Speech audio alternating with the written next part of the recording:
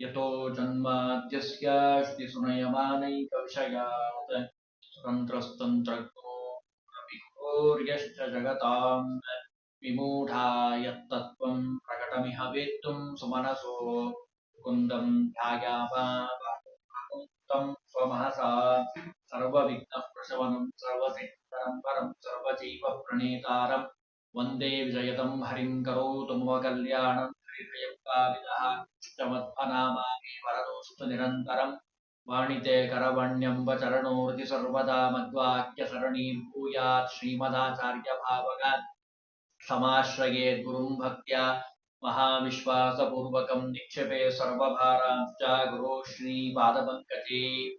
ಮಹಾಜ್ಞಾನಿಗಳಾಗಿರುವಂತಹ ಕನಕದಾಸರು ರಚನೆ ಮಾಡಿಕೊಟ್ಟಿರುವಂತಹ ಹರಿಭಕ್ತಿ ಸಾರದ ಪದ್ಯಗಳನ್ನ ಯಥಾಮತಿಯಾಗಿ ಹೇಳ್ತಾ ಇದ್ದೀವಿ. ಇವತ್ತು 105ನೇ ಪದ್ಯದಲ್ಲಿ ಹೇಳ್ತಾರೆ, ಕುಲಗಿರಿಗಳನ್ವಯವು ಧಾರಿಣಿ ಜಲಧಿ ಪಾವಕ ಮರುತ ಜಲನಭ ಚರಜಸಕ ಶೀತಾಂಶು ತಾರೆಗಳುಳ್ಳ ಪರ್ಯಂತ ಚಲನೆಯಿಲ್ಲದೆ ನಿನ್ನ ಚರಿತೆಯು ಬಲಿದು ಧರೆಯೊಳಗಪ್ಪುವಂದದಿ ಚಲುವ ಚನ್ನಿಗರಾಯ ರಕ್ಷಿಸು ನಮ್ಮ ನನವರತ. ಕನಕದಾಸರು ರಚನೆ ಮಾಡಿಕೊಟ್ಟಿರುವಂತಹ ಅತ್ಯದ್ಭುತವಾದ ಭಗವಂತನ ಮಹಿಮೆಯನ್ನ ತಿಳಿಸುವಂತಹ ಈ ಹರಿಭಕ್ತಿ ಸಾರ ಎಲ್ಲಿವರೆಗೂ ಇರಬೇಕು, ಎಲ್ಲಿವರೆಗೂ ಇರ್ತದೆ ಅಂತ ಭಗವಂತನಲ್ಲಿ ಪ್ರಾರ್ಥನೆ ಮಾಡ್ತಾರೆ. ಕುಲಗಳು, ಪರ್ವತಗಳು, ಭೂಮಿ, ಸಮುದ್ರ, ಅಗ್ನಿ, ವಾಯು, ಜಲ ಅಂದ್ರೆ ನೀರು, ಗಗನ, ಸೂರ್ಯ, ಚಂದ್ರ, ನಕ್ಷತ್ರಗಳು ಇರುವವರೆಗೂ ಸಹ ಅಚಲವಾಗಿ ನಿನ್ನ ಮಹಿಮೆಯನ್ನ ಕೊಂಡಾಡುವಂತಹ ಈ ಹರಿಭಕ್ತಿ ಸಾರದ ಮಹಿಮೆ ಎಲ್ಲ ಕಡೆ ಬೆಳಗಲಿ. ಚರಿತ್ರೆ ನಿನ್ನ ಒಂದು ವರ್ಣನೆ ಮಾಡಿದ್ದಂತಹ ಚರಿತ್ರೆ ಮಹಿಮೆ ಈ ಭೂಮಿಯಲ್ಲಿ ಕಂಗೊಳಿಸುವಂತೆ ಅನುಗ್ರಹವನ್ನ ಮಾಡು. ಚಲುವ ಚನ್ನಿಗರಾಯ ಅಂತ ಒಂದು ಶಬ್ದವನ್ನ ಬರೀತಾರೆ. ಒಂದೆರಡು ಶಬ್ದದ ಅರ್ಥವನ್ನು ತಿಳಿಯೋಣ. ಬಹಳ ಸುಂದರವಾಗಿ ಬ್ರಹ್ಮದೇವರು ಬಹಳ ವಿಸ್ತಾರವಾಗಿ ತಿಳಿಸ್ತಾರೆ. ಈ ಭಗವಂತನ ಮಹಿಮೆಯನ್ನ ಎಷ್ಟು ಹೇಳಿದ್ರೂ ಕಡಿಮೆ. ಇವತ್ತಿಗೆ ಮುಗಿತು ಅಂತಿನ ಅನ್ನೋ ಹಾಗಿಲ್ಲ, ಅಷ್ಟು ವಿಸ್ತಾರವಾಗಿರುವಂತದ್ದು ಭಗವಂತನ ಮಹಿಮೆ. ಅದರ ಮಹಿಮೆಯ ವರ್ಣನೆಯನ್ನ ಕನಕದಾಸರೇ ಹೇಳಿಬಿಡ್ತಾರೆ ಮುಂದಿನ ಪದ್ಯದಲ್ಲಿ. 100 ಕನ್ಯಾದಾನವನು ಭಾಗೀರಥಿ ಸ್ನಾನವನು ಮಿಗೆ ಕೈಯಾರೆ ಗೋವುಗಳ ಪ್ರೇಮದಿಂದಲಿ ಭೂಸುರರಿಗೊಲಿದು ಊರುಗಳ 100 ಅಗ್ರಹಾರವ ಧಾರೆಯರದಿತ್ತಂತೆ ಫಲಕೈ ಸೇರುವುದು ಹರಿಭಕ್ತಿ ಸಾರದ ಕಥೆಯ ಕೇಳುವರಿಗೆ. ಹರಿಭಕ್ತಿ ಸಾರವನ್ನ ಇಲ್ಲಿವರೆಗೂ ನಾವು ತಿಳಿತಾ ಬಂದಿದ್ದೀವಿ. ಹರಿಭಕ್ತಿ ಸಾರವನ್ನ ಯಾರು ಹೇಳ್ತಾರೆ ಮತ್ತು ಕೇಳ್ತಾರೆ ಅವರಿಗೆ ಬರುವಂತಹ ಫಲ ಏನು ಅಂತ ಹೇಳಿ ಈ ಪದ್ಯದಲ್ಲಿ ತಿಳಿಸ್ತಾರೆ. ಹರಿಭಕ್ತಿ ಸಾರದ ಫಲಶ್ರುತಿ ಅಂತ ಅನ್ಬೋದು. ಏನಿದಕ್ಕೆ ಫಲ ಅಂತ ಕೇಳಿದ್ರೆ, 100 ಕನ್ಯಾದಾನ ಮಾಡಿದ್ರೆ, ಒಂದು ಕನ್ಯಾದಾನ ಮಾಡೋದ್ರಾಗೆ ಸುಸ್ತಾಗಿ ಹೋಗ್ತಾನೆ ಕನ್ಯಾ ಪಿತೃ ಇವತ್ತಿನ ಮಟ್ಟಿಗೆ. ಅಂಥದ್ರಲ್ಲಿ 100 ಕನ್ಯಾದಾನ ಮಾಡಿದ ಫಲ ಈ ಹರಿಭಕ್ತಿ ಸಾರವನ್ನ ಅಧ್ಯಯನ ಮಾಡೋದ್ರಿಂದ, ತಿಳಿದುಕೊಳ್ಳೋದ್ರಿಂದ ಬರ್ತಾ ಇದೆ, ಶ್ರವಣ ಮಾಡೋದ್ರಿಂದ ಬರ್ತಾ ಇದೆ. ಅಷ್ಟೇ ಅಲ್ಲ, ಗಂಗಾ ಸ್ನಾನ ಮಾಡಿದಂಥ ಫಲ. ಗಂಗೆಯಲ್ಲಿದ್ದಾಳೆ, ದೇವಲೋಕದ ಗಂಗೆ ಬದರಿಯಿಂದ ಹರಿದುಕೊಂಡು ಅಲಕನಂತ ಅನಿಸ್ಕೊಂಡಿರುವಂತಹ ಗಂಗಾ ಕಾಶಿಯಲ್ಲಿ ವಿಸ್ತಾರವಾಗಿ ಹರಿದ್ವಾರದಲ್ಲಿ ಹರಿತಾ ಇದ್ದಾಳೆ. ಸುರನದಿ ಅಂತ ಕರೀತಾ ಇದ್ದಾರೆ. ಅಂತಹ ಗಂಗಾ ಸ್ನಾನವನ್ನ, ವಿಷ್ಣು ಪಾದೋದ್ಭವವಾಗಿರುವಂತಹ ಗಂಗಾ ಸ್ನಾನ ಮಾಡಿದಂತಹ ಫಲ. ಜೊತೆಗೆ ಗೋವುಗಳನ್ನ ಭಕ್ತಿಯಿಂದ ವಿಪ್ರನಿಗೆ ದಾನ ಮಾಡಿದ್ರೆ ಏನು ಫಲ ಬರಬೇಕು ಆ ಫಲ. ಊರುಗಳನ್ನ ದಾನ ಮಾಡಿದ್ರೆ ಏನು ಬರಬೇಕು ಆ ಫಲ. 100 ಅಗ್ರಹಾರಗಳನ್ನ ದಾನ ಮಾಡಿದ್ರೆ ಏನು ಫಲ ಬರಬೇಕು ಆ ಫಲ. ಇವೆಲ್ಲವೂ ಹರಿಭಕ್ತಿ ಸಾರದ ಶ್ರವಣದಿಂದ ಬರ್ತಾ ಇದೆಯಪ್ಪ. ಅಷ್ಟು ಅದರ ಮಹತ್ವವನ್ನು ತಿಳಿಸ್ತಾರೆ. ಇನ್ನು ಮುಂದೆ ಹೇಳ್ತಾರೆ, ಮೇರು ಮಂದರ ನಿಭ ಸುವರ್ಣವ ವಾರಿ ಮಧ್ಯದೊಳಿರುವ ಅವನಿಯ ನಾರಿಯರ ಗಾಯತ್ರಿ ಪಶುಗಳ ನಿತ್ಯ ಫಲ ಬಹುದು. ಧಾರಣಿಯೋಳ್ ಭಕ್ತಿ ಸಾರವ ನಾರು ಓದುವ ಯಾರು ಓದ್ತಾರೋ ಅವರಿಗೆ ಅನುದಿನ ಚಾರು ವರಗಳ ನಿತ್ತು ರಕ್ಷಿಪ ನಾದಿಕೇಶವನು ತಮ್ಮ ಅಂಕಿತವನ್ನು ತಿಳಿಸ್ತಾರೆ ಈ ಪದ್ಯದಲ್ಲಿ. ಮೇರು ಮಂದರದಷ್ಟು ದೊಡ್ಡದಾಗಿರುವಂತಹ ಮೇರು ಪರ್ವತ, ಬಂಗಾರದಿಂದಲೇ ಮಾಡಿರುವಂತಹ ಪರ್ವತ, ಅಷ್ಟು ಚಿನ್ನವನ್ನ, ಬಂಗಾರವನ್ನ, ಸಮುದ್ರ ಮಧ್ಯದಲ್ಲಿರುವಂತಹ ಸಮಸ್ತ ಭೂಮಂಡಲವನ್ನ, ಕನ್ಯೆಯರನ್ನ ದಾನ ಮಾಡಿದ್ರೆ ಏನು ಫಲ ಬರಬೇಕೋ, ಗಾಯತ್ರಿ ಉಪದೇಶ ಮಾಡಿದ ಫಲ, ಗೋದಾನ ಮಾಡಿದ ಫಲ, ಇವೆಲ್ಲವೂ ಹರಿಭಕ್ತಿ ಸಾರವನ್ನ ಅನುದಿನ ಓದೋಂಥವರಿಗೆ, ಅಧ್ಯಯನ ಮಾಡೋಂಥವರಿಗೆ, ಶ್ರವಣ ಮಾಡೋಂಥವರಿಗೆ ಲಭಿಸೋಂಥದ್ದು. ಅಷ್ಟೇ ಅಲ್ಲ, ಜೊತೆಗೊಂದು ಮಾತು ಹೇಳ್ತಾರೆ, ಬಹಳ ಮುಖ್ಯವಾದ ಮಾತು. ಆದಿಕೇಶವ, ಬಾಡದಾದಿಕೇಶವ ಅವರಿಗೆ ವರಗಳನ್ನ ನೀಡ್ತಾನಂತೆ. ಯಾರಿದನ್ನ ಪಾರಾಯಣ ಮಾಡ್ತಾರೋ, ನಿತ್ಯದಲ್ಲಿ ಶ್ರವಣ ಮಾಡ್ತಾರೋ, ಅಷ್ಟು ಮಹತ್ವದಲ್ಲಿ ಇರುವಂಥದ್ದು ಈ ಕೃತಿ ಹರಿಭಕ್ತಿ ಸಾರ. ಕೊನೆಗೊಂದು ಹೇಳ್ತಾರೆ, ಅಗತ್ಯವೆನಿಸುವ ಕಾಗಿ ನೆಲೆಸಿರಿ ಆದಿಕೇಶವ, ತಾ ಕೃಪೆಯೊಳಗೆ ನುಡಿಸಿದನು ಈ ಭಕ್ತಿ ಸಾರವನು. ಜೋಕೆಯಲ್ಲಿ ಬರಿದೋದಿ ಕೇಳುವರ ನಾ ಕುಲದಿ ಮಾಧವನು, ಕರುಣಿಪ ಶ್ರೀಕಮಲ ವಲ್ಲಭನು ಮಿಗೆ ಬಾಡದಾದಿಕೇಶವನು. ಏನೋ ಒಂದ್ ಸಣ್ಣ ಕೆಲಸ ಮಾಡಿರ್ತಾರೆ, ಊರ್ ತುಂಬಾ ಹೇಳ್ಕೊಂಡ್ ಬರ್ತಾರೆ, ನಾನೇ ಮಾಡಿದ್ ನೋಡ್ರಿ, ನಂದೇ ಎಲ್ಲ ಇದು, ನನ್ ಬಿಟ್ರೆ ಯಾರಿಲ್ಲ, ಇದೆಲ್ಲ ಮಾಡ್ಯಾರಲ್ಲ, ಇದೆಲ್ಲ ನಾನೇ ಮಾಡಿದ್ದು ಅಂತಾರೆ. ಅಂಥದ್ರಲ್ಲಿ ಕನಕದಾಸರು ಎಷ್ಟು ವಿನಯ ಭಾವದಿಂದ ಒಂದು ಮಾತು ಹೇಳ್ತಾರೆ.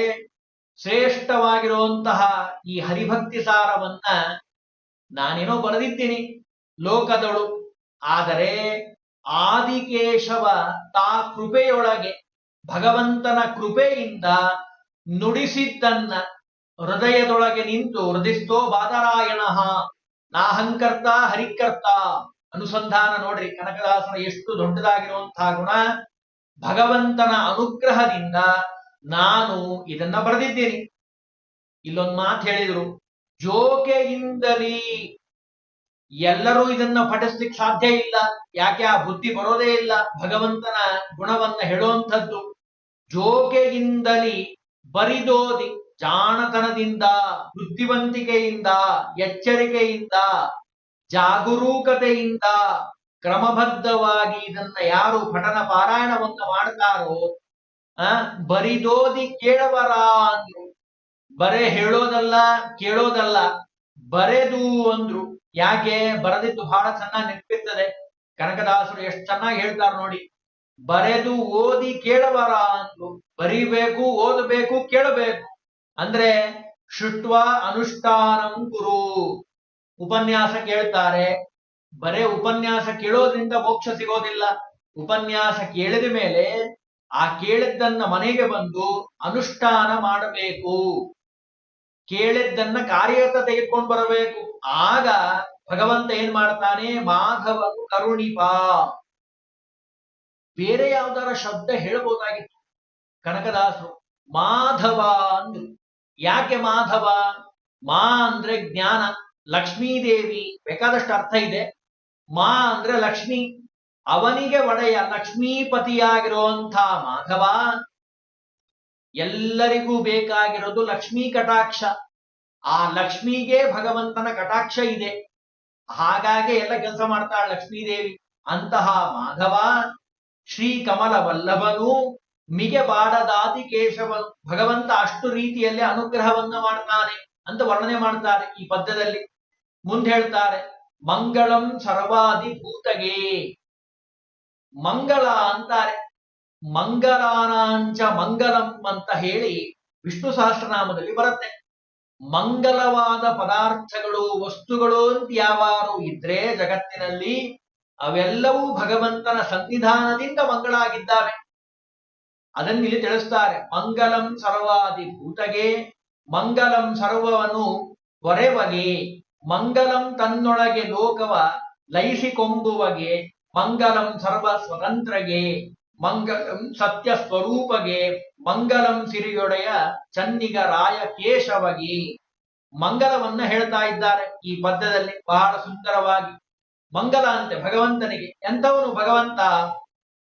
ಸರ್ವಾಧಿಭೂತಗೆ ಅಂದ್ರು. ಒಂದೊಂದೇ ಶಬ್ದ ನೋಡೋಣ. ಸರ್ವಾಧಿಭೂತಗೆ, ಭಗವಂತ ಎಲ್ಲ ಕಡೆ ಇದ್ದಾನೆ, ಇಂಥಲ್ಲಿ ಇಲ್ಲ ಅನ್ನೋಂಗಿಲ್ಲ. ಭಗವಂತ ಆದಿಮೂರ್ತಿ ಭಗವಂತ.